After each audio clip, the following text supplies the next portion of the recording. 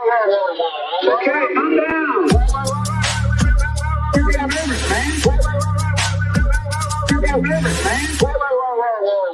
Okay, I'm down. Hello and welcome to the Katie Halper Show. As we speak, or as you're watching, actually, I will be at the Zohran Mamdani, hopefully, victory party. I'll be at the official Zohran Mamdani watch party, which is very exciting. But we will, of course, not be leaving you alone in the lurch. We will be playing for you a Zohran Mamdani interview that we recorded and released before. And also, we'll be bringing you another live show this week so that we can take into account the results of Tuesday night's election. So we'll be doing a live stream Thursday, same time, same place, 7 p.m. at youtube.com/The Katie Halper Show. And we'll be talking about the election, among other things. So again, come on down Thursday, 7 p.m. to youtube.com/The Katie Halper Show. But we are going to be playing a Zohran Mamdani interview that I did back in November 2023, if you can believe it. And Zohran talks to me about a hunger strike he went on for Gaza, organizing he did for cab drivers, and so much more. And of course, this was way before he had announced. So this is some OG Katie Halper Show material. We hope you enjoy this. Also, please do check out my social medias tonight, my socials. That is KT Halps, letter K, letter T, HALPS, on Instagram and Twitter, because I'll probably be releasing some lives, going live perhaps. I also may be releasing some stuff live or later on YouTube. So make sure you subscribe to this channel so you don't miss anything. And that is to do that, you hit subscribe and then you hit the bell. Also, please like the stream. And also, please become Patreon supporters at patreon.com/The Katie Halper Show. Again, that's patreon.com/The Katie Halper Show. We literally could not do the show without you and your support. So without any further ado, here is Zohran Mamdani back in November 2023. Hi, everyone, and welcome to the Katie Halper Show. We are so thrilled to be here with you. We have a really exciting show for you today. We have two amazing guests. We're going to be talking to Zohran Mamdani as well as Susan Abelhawa. And before we get into the show, let's make some announcements. Of course, please do like the stream. Please do share the stream. Please subscribe. Also, make sure, if you can, to become Patreon supporters at patreon.com/The Katie Halper Show. Again, that's patreon.com/The Katie Halper Show. And liking is also really important because it's a way to spread the word about the show. And we've been doing so many shows on Palestine, and there's so much misinformation and disinformation out there that it's really important to make sure as many people learn about this as possible. Hello, Roz, who was the show guest on the show, Roslyn Pacheski from Jewish Voice for Peace. She joined as a YouTube member, so thanks for doing that. You can also do that. But I'm going to bring on our first guest, Zohran Mamdani, who is a New York State Assembly member for District 36. He is also a former co-founder of his college's Students for Justice in Palestine. He was born and raised in Kampala, Uganda, moving to New York City with his family at the age of 7. And prior to representing the 36th Assembly District and its neighborhoods of Astoria, Ditmar, Steinway, and Astoria Heights, he worked as a foreclosure prevention housing counselor. And he has also done detours in film, rap, and writing. So without any further ado, Zohran, welcome.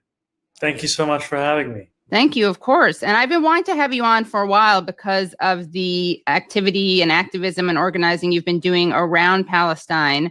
I saw you a couple weeks ago on the ferry coming back from the Statue of Liberty for that great action where Jewish Voice for Peace organized a takeover of the pedestal of the Statue of Liberty. I also saw you get arrested protesting outside of Chuck Schumer's house with your co-arrestee, Roz Pacheski. That rhymes. I didn't even think of that. But you're also engaging in a hunger strike right now. So can you tell us about this hunger strike and who you're doing it with? I know you're doing it with Cynthia Nixon, of course, the activist, the actor of Sex and the City fame, and also the former gubernatorial candidate. So tell us what you're doing and why you're doing it. Yeah, I'm on the second day. I'm finishing the second day now of a hunger strike where myself and a number of state representatives from across the country, including a representative from Delaware, Medina Wilson Anton, as well as representatives that will be joining us from Oklahoma, from Michigan, from Virginia, alongside leaders in the Muslim, Jewish, and allied communities across the country, especially Cynthia, who joined us to launch this press conference on Monday. This is a tactic that we have been forced to take because the urgency of this issue continues to escalate, and so our tactics must escalate as well. And there is a belief in DC and in the White House that this issue will simply go away. You often hear it when you read about voter disenchantment with Biden's policies. There's a response. Sources close to the president or in the Democratic Party will speak about how there is a sense that come November of next year, people will simply fall in line. And we know the fact that this reality of 14,850 Palestinians at least having been killed in 7 weeks is a reality that will not fade with any day or week or month. It is something that will stay with so many people across this country and across this world. And I think so often we think about devastation purely in terms of a death toll. But the truth of it is that if a Palestinian is lucky enough to survive the bombing, then they will face starvation. The United Nations has said from October 21st up until now, the food that Israel has allowed into Gaza only satisfies 7% of the minimum caloric intake required for Palestinians to survive. The Oxfam has said that Israel is using starvation as a weapon of war. And today the World Health Organization came out to say that if things continue as they are, more Palestinians will die from disease than will die from the bombing. So we are starving ourselves because it's our government's policies right now that are starving Palestinians. And so often we disconnect the dots in politics and we say, oh, it's the Israelis who are doing this. And we forget about the fact that our thumb is so firmly pressed on the scale as Americans and even as New Yorkers that it would not be a surprise if we found our fingerprints on the bodies of those thousands of dead Palestinians. Right. And here are just some photos, by the way, of the press conference where you announced it. So Biden, you are starving Gaza, permanent ceasefire now. And that's you standing in front of the White House. We also have video of, here's another photo. We also have this very pretty nighttime vigil image. That's Cynthia Nixon speaking. And then we also have video of Cynthia Nixon explaining why she's doing that, which we can watch. And then we have some video of you doing something. So we Cynthia just had Nixon. Thanksgiving. It's a big holiday, and then we have many more holidays coming in December. And so the week after Thanksgiving is a time for people to be distracted and unfocused. And there's been so much momentum building to stop the bombing, to stop the killing in Gaza, all across this country and in so many countries across the world. And we wanted to make sure that people didn't lose sight of it in this week of distraction. And we are hunger striking as a way of amplifying that, yes, that Palestinians are being bombed and killed, but they're also being starved. And so many of them are on the brink of starvation. And here you are, Zohran, at the vigil last night in front of the White House. It was his horrific questioning of the truth of the devastation of Palestinians that led the health ministry of Gaza to take the time that it could have spent on saving people's lives to compile a list of the thousands of Palestinians who have been killed, their names, their ages. So we read their names here in front of the White House to honor these Palestinians, to humanize them, and to make it clear that they are not just numbers. Tomorrow we'll read them again. So, what was it like when you did that? How were people responding? And have you gotten any response from the White House yet? Haven't gotten any response from the White House as yet. The response, however, from Americans who have just been walking by has been one of support, one of solidarity. And, it is one thing to understand this devastation intellectually, but when you read out the names of people who have been killed and you read out their ages and you spend minutes reading one last name and then you come to an end, you feel that devastation all the more deeply. And I think a number of people who were reading were moved to tears because they were reading the remnants of a once vibrant family. We know that Israel has wiped out entire Palestinian families from the population registry in Gaza. When you read the names, it feels as if that horror comes to life. Yeah, that's difficult. I was at just observing a CUNY protest at the CUNY Graduate Center, and they had people lying down on the ground, and they had on them was printed information about them. And so they would read their name and how old they were and say something about them and what they enjoyed. And it was very We Are Not Numbers is an organization, and it really does bring it home. I think people who are allies or supportive, I think it's easy to become desensitized a little bit. Yes. So this stuff is so important. What made you interested in this issue? Because I know you've been interested in it for a while. As I said, you've co-founded the Students for Justice in Palestine at your college. So why this issue? I was born in Uganda, raised there, and moved to South Africa when I was 5 years old. And I moved there right after the fall of apartheid. And what I remember about living in Cape Town was how normal it was to stand in solidarity with Palestinians, how it was simply a natural extension of ourselves. And I remember growing up and the quote from Nelson Mandela about how our freedom is incomplete without the freedom of the Palestinians is something that would ring in my head.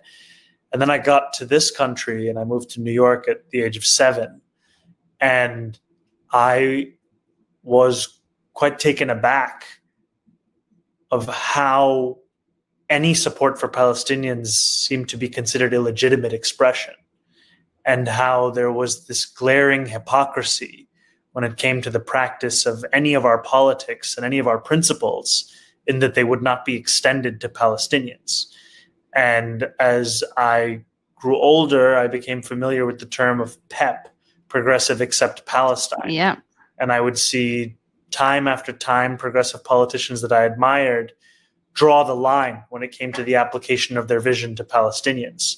And they said, I believe in a universal, principles of freedom, of liberty, of safety, of whatever it may be, until you get to Palestine.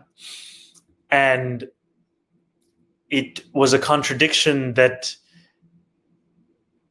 it was just so glaring. And there was an attempt to pretend as if it didn't even exist. And I think that is something that motivated me. And in high school, I used to spend hours of my time going back and forth with a friend of mine about the question of Israel and Palestine. And I would think that every time I would research my reply and I would write it out and post it on his Facebook wall. And I would think that this time I'm going to convince him. And I'm sure he felt the same way when he would write back to me, just going circular. And at that time I was in high school and this phrase was quite popular. It still is, but I remember hearing it much more then, which was, don't preach to the choir. Mm-hmm. The emphasis was that you should find the person who disagrees with you the most, spend your time with them. And it was at that time that I actually organized with a friend of mine. We organized about 20 other South Asian students, and we founded our school's first cricket team. And it was an act, though dissimilar in topic, which taught me the power of organizing the choir, as opposed to preaching to someone outside of it. Right. Because in one move, I could change the material reality of my life and the life of my school and institution, versus continuing to go back and forth with someone who was just as convinced as I was. They just happened to be viewing this from a completely different perspective. Right. And that is a lesson that I took with me to college when I co-founded my schools for Students for Justice in Palestine. And the experience of organizing around Palestine is an experience that shows you the contradictions in so much of what we are told. And what I mean by that is just this moment I will always remember of, we had a president of our school who was widely liked and considered to be a really nice guy. And we ran an academic boycott campaign towards the end of my time at the college. And I heard that the president said that if this were to pass, then he would simply overrule it. And it was kind of this illumination of the fact that there are limitations even to democracy that we are told exists within our microcosm of a larger society. And I think that it was a very important point for me to learn about Palestine and the so-called rules that apply, and then how they seem to bend when it comes to these 7 million people. Right. I wanted to actually bring up a video, leaked audio of the Anti-Defamation League's president, Jonathan Greenblatt, because since we're talking about Students for Justice in Palestine, in this leaked audio, he says some interesting things about young people today, and he mentions Students for Justice in Palestine, SJP, as well as JVP, Jewish Voice for Peace. So let's take a listen to this leaked audio.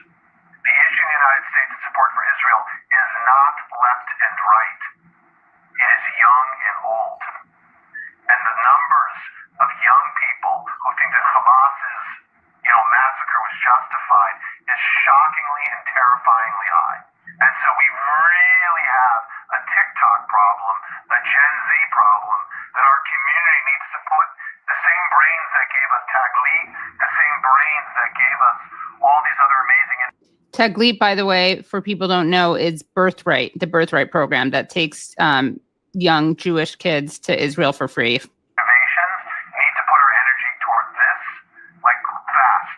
Because again, we've been chasing this left-right divide.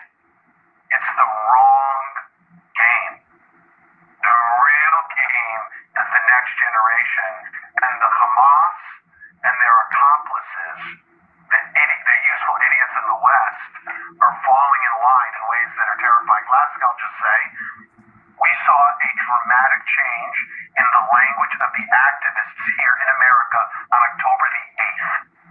The language of groups that we've long tracked, who've long been problematic, like Students for Justice in Palestine and Jewish Voices for Peace, they flipped like this and went to Iranian propaganda.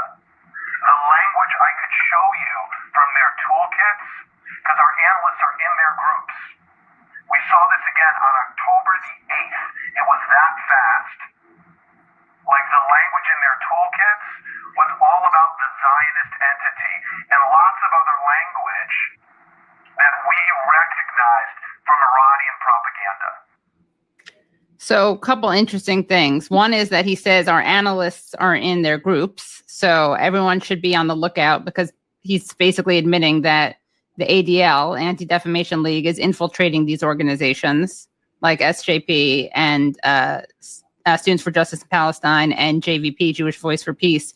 But you can see that people are really struggling with the younger generation's refusal to accept Zionist talking points. And I don't know, I don't have any insights into his, I don't want to psychoanalyze him, but I'm not sure if he honestly believes these are Iran-based talking points, if he's trying to make it so that he's trying to otherize defending Palestinians and standing in solidarity with Palestinians. But what are your thoughts on this?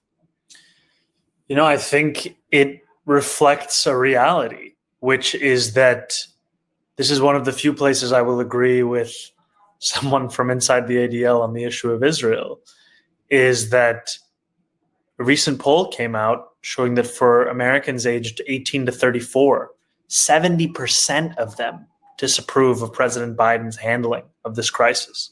70%. And there is absolutely a generational shift in the way that people think about this. And I attribute that not to an algorithm, not to some attempt at once again making this a proxy war about Iran, but in fact about a generation's ability to look past narratives and instead see fact. And the fact of the matter is that 14,850 Palestinians have been killed, at least in the last 7 weeks. And when you see that fact and you see the stories of those Palestinians, how could you not come to the conclusion of a ceasefire? That is a very rational and frankly a very basic conclusion. Basic in the sense that it is not, it is the bare minimum of what we have to do in this moment. Because we understand that there are deep-rooted issues and a deep-rooted context when it comes to Israel and Palestine. And in order for us to see the world that we so desperately want to build, one where images of reunification between Israeli hostages and their families and Palestinian political prisoners and their families are the norm as opposed to the exception. To build that world, we have to reckon with and end the occupation, the siege on Gaza, an apartheid system of government. This fight for freedom, this fight for human rights is a fight that requires a reckoning with American foreign policy for many, many decades. The critical thing in this moment, however, before we get into a question of what the future looks like, is to ensure that the present does not include any more Palestinians being killed. Right. And for that, it requires a ceasefire. And that is what troubles the Anti-Defamation League so deeply, is that this is a conclusion that young people are coming to. It's a conclusion that 80% of Democrats have come to. It's a conclusion that 68% of Americans have come to. It's a conclusion that a majority of Republicans and independents have come to. So when you are losing pretty much every major political demographic in this country, I would understand why you would panic. Right. And Brad just found this article. TikTok says it's not the algorithm. Teens are just pro-Palestine. In a blog post, the company denied allegations that it has been promoting pro-Palestine content in an effort to sway American opinion. So again, people can't actually accept the fact that younger people just think that human rights for Palestinians is something to be respected. Yeah, I think it speaks to, when for so long expressions of solidarity with Palestinians have been suppressed, whether by algorithms or by professional and personal consequence for those who are speaking up. If that is the norm, then when you see a lack of suppression and organic expression, you start to view that as if it's being artificially enhanced, because it seems completely unlike that which you have seen before, when in reality, this is what has been hidden from you, which is that when people are presented with the facts, they are able to empathize with every person that is killed, and they do not ask to see a passport to ensure that they are only grieving people of one nationality, that they are only mourning one set of civilians. And the expressions of solidarity, even at their most basic, are simply expressions of valuing human life. Right. But that in and of itself is considered controversial when it comes to Palestinians. And I think it makes sense, because so much of Israeli propaganda over many, many years has also been built on the idea that Palestinians themselves are a fictional people. When you think about the narrative does not even acknowledge the existence of someone, then the extension of a basic human principle, such as the sanctity of human life, becomes so troubling, because it means that in fact that these are other people. They are deserving of things that all people deserve. And if that is the case, then so much of the narrative that has been built and used to justify the suppression of this people is in fact coming apart at the seams. Mm-hmm. And This is not, by the way, your first hunger strike. No, Can you I tell hope us? it's the last. Yeah, God willing. But can you tell us about your last hunger strike and the campaign that you were working on for taxi drivers, and what lessons and takeaways you're bringing from that to this struggle, if any? Absolutely. I think that I'm the first South Asian man elected to the New York State Assembly. And I bring that up because growing up as a South Asian man in New York City, one of the issues that you're familiar with is the plight of taxi drivers. And you're familiar with it because more than 40% of taxi drivers are South Asian. The top nations of origin for taxi drivers are Bangladesh, India, and Pakistan. And I grew up with friends whose fathers were taxi drivers. I grew up reading the stories of taxi drivers and seeing people that I loved in those words. And there is a widespread acknowledgement of the crisis that taxi drivers faced, and the debt crisis that was manufactured by the city of New York, that was created by Mayor Mike Bloomberg and then maintained by Mayor de Blasio. And yet nothing had really been done. And so when I ran for office, I said one of the things that I would fight to do would be to cancel excessive medallion debt. And so I worked very closely with the New York Taxi Workers Alliance, an incredible union headed by Bhairavi Desai, who's an inspiration to me and to so many others, over many months in a campaign for debt relief for taxi drivers, and a campaign to force the city of New York to guarantee the loans that they told taxi drivers would be their pathway to the middle class, but was instead their pathway to a life of debt peonage. And this was a campaign over many months. This was a campaign the union had fought for years. And it culminated in 45 days of consecutive protests outside of City Hall, protests which I were a part of and would help to organize, a civil disobedience where myself and 5 other elected officials were arrested, and then a 15-day hunger strike. And it was a hunger strike that said the city needs to guarantee these taxi drivers loans. The city needs to give a fixed loan amount of $1,234 a month, and not this bullshit that is a balloon payment, that is the fluctuating interest rates that so many taxi drivers were forced to deal with, and a pathway of actual real relief. And after 15 days of hunger striking, that is a demand that we won. We won a city-backed guarantee. We won a fixed monthly payment. We won a reduction in the average debt of which was $550,000, and we brought it down to $170,000. Wow. And it was an incredible victory, and one that I will forever be proud to have been a part of. And it was something that definitely serves as an inspiration in this moment. It was, I think the difficulties here are that the scale of this issue is larger. The pressures are greater, but the necessity is just as urgent, if not far more, in that we are seeing the power to give Palestinians life or to condemn them to death lives within the White House. And so if we must starve ourselves to illuminate the costs of White House policy thus far on Palestinians, then that is what we must do. And we do it because we know that this will increase the pressure, this will increase the awareness, this will continue the momentum.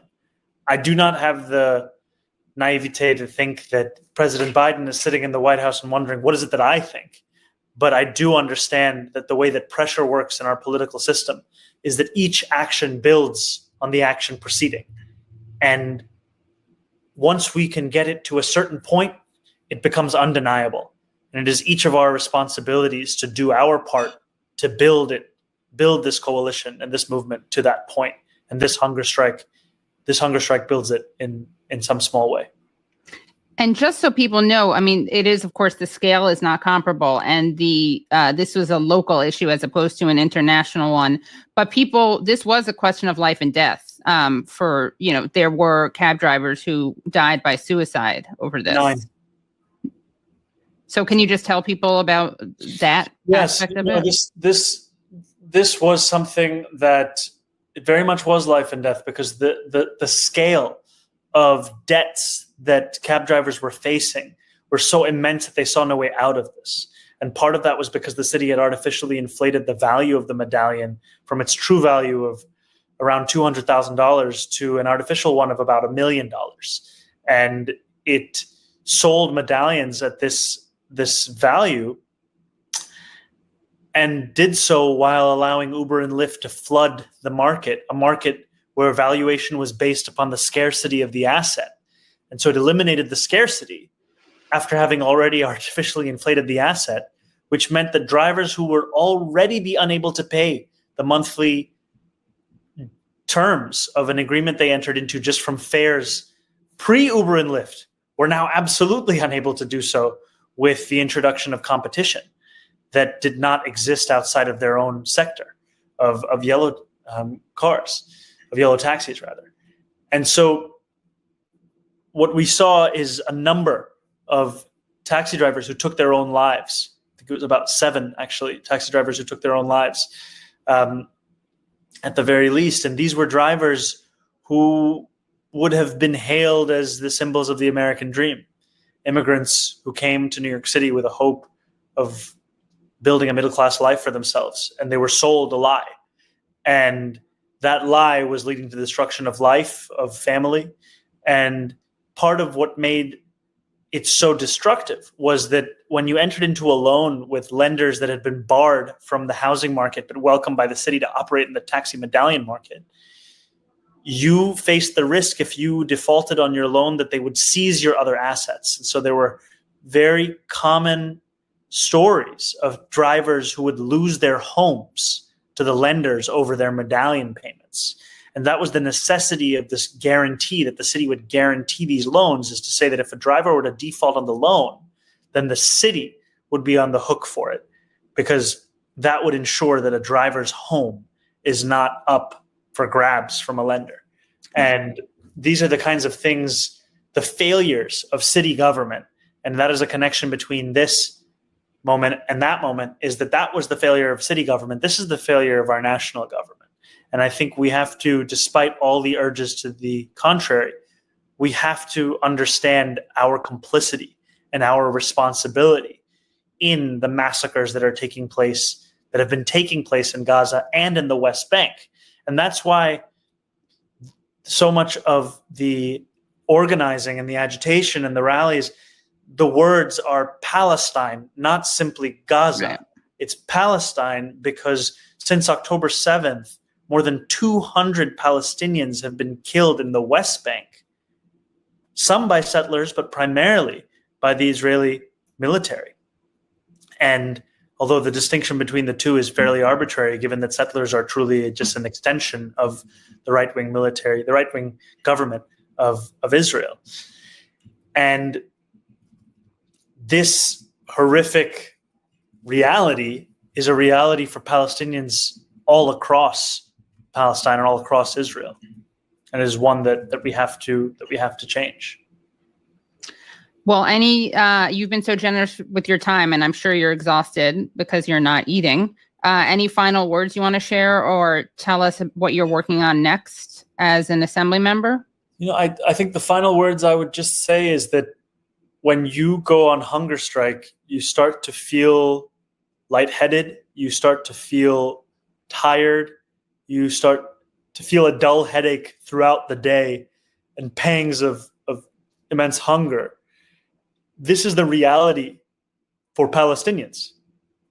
This is what they face. And unlike myself, where I know that this reality will end for me on Friday, and for the other hunger strikers, all of us who go to a warm home at the end of the day where we have spent 8 to 10 hours freezing in the cold outside of the White House, Palestinians cannot return to their homes. 45% of homes in Gaza have been destroyed. 45%. And if the rate continues at what it has been, we are looking at the destruction of every home in Gaza by Christmas Eve. So imagine if you were facing starvation. Imagine if you were feeling all that came with that reality, and then you had to sleep on a mattress in the rubble of your home. It is something that I hope no one ever has to experience, but it is something that speaks to the urgency of why we must speak up, why we must organize, why we must agitate, and why we must refuse any attempts at characterizing this as a complex issue when the question is, are you or are you not okay with more Palestinians being killed? Well, thank you so much, Zohran, and would love to have you come back and talk about housing justice and so many other issues that you work on. But of course, this is a really important one. So thank you for your time and your effort and for your hunger strike. Thank you so much for having me, Katie. Thank you. Have a great night. Thank you. Thanks so much for listening, guys. We hope you enjoyed that. We will see you this Thursday at 7 p.m. at youtube.com/The Katie Halper Show. Please do like the stream if you haven't already. Please do subscribe by hitting subscribe and then the bell. That way you don't miss any streams. And you'll definitely want to potentially catch some streams I'm doing tonight from the Zohran Mamdani watch party, the official watch party. We will see you on Thursday night at 7 p.m. Also become Patreon supporters at patreon.com/The Katie Halper Show. Again, that's patreon.com/The Katie Halper Show. Thanks so much. See you Thursday. Bye. Okay, I'm down. You got members, man. You got members, man. Okay.